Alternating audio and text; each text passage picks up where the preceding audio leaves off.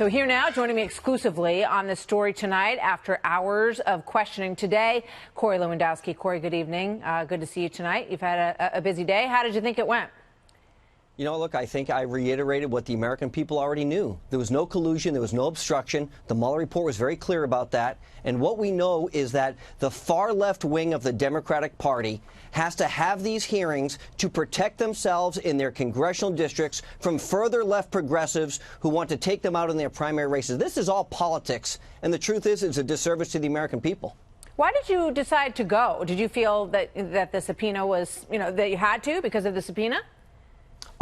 Look, I've always said I will come and answer questions. I've spent more than 20, maybe 25 hours answering questions before the House Intelligence Committee, the Senate Intelligence Committee, the Special Counsel's Office. I have nothing to hide because we never committed any crimes at the campaign. We never colluded with anyone, which is exactly what the Mueller report says. So I was happy to go, but then they decided to issue me a subpoena. And then last week they changed the rules of the House so that not only members of Congress could ask me questions, but consultants to the committee who were brought in just for the impeachment proceeding could then start asking questions. It's a very unfair process. All right. Jackie Spear was on CNN today, and she believes that because of your appearance today, you should be fined. Watch this. If I were Mr. Nadler right now, I would be slapping Mr. Lewandowski with an inherent contempt order and calling him in front of the House of Representatives and fining him. What do you say to that?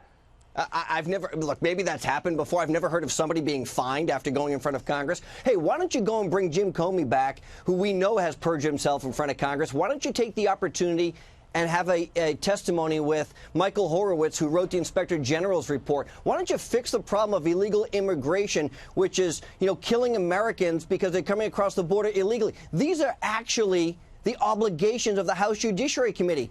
But instead, they want to bring me forward, and Jackie Spear wants to fine me for what? Coming to Congress and testifying in open Congress under oath? Yeah. I'm happy to do that. So this is part of the testimony when Representative Hakeem Jeffries brought up the fact that you are interested in running for Senate in New Hampshire and suggested that maybe that was why you were there. Watch this.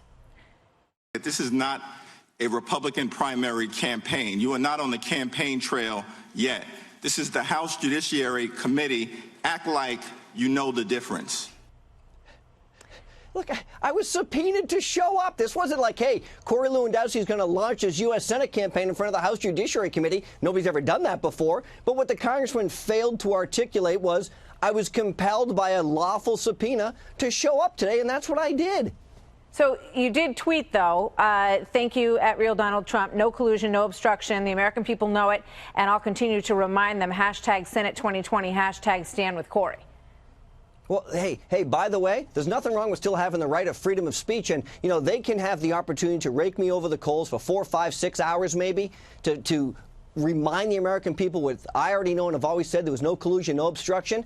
I think the people of New Hampshire deserve new leadership, and I'm going to make a decision very soon if I want to run for the U.S. Senate.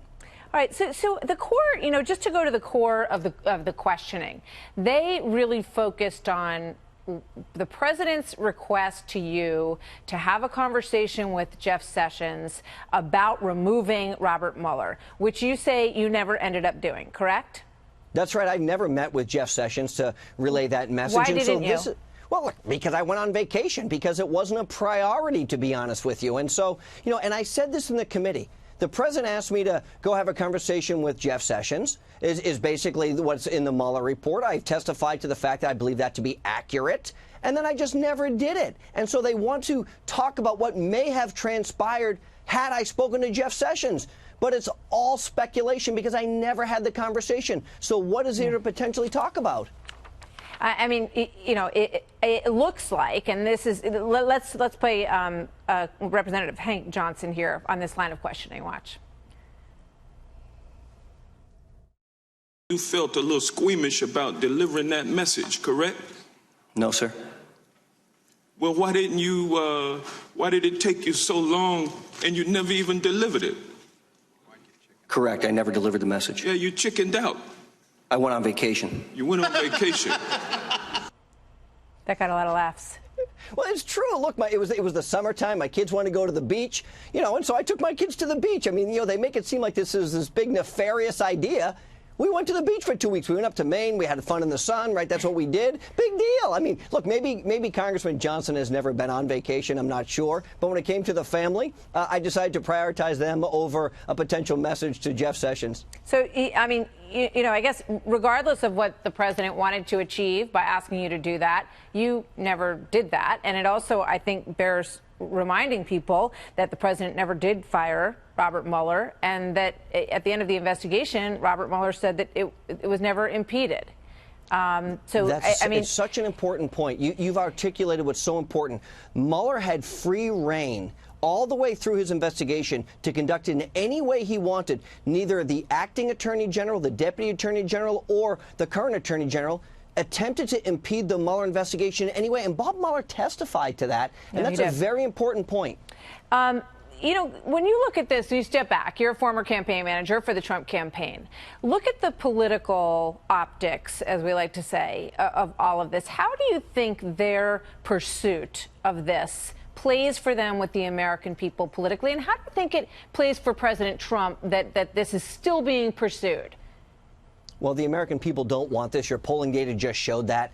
And what we do know is if the Democrats in Congress and the majority of the House of Representatives had enough votes to impeach the president, they would have already done that. But it's only 1/3 of their caucus that's supporting this, which is basically the same amount of the American people who support this. 65% of the American people know what I already know.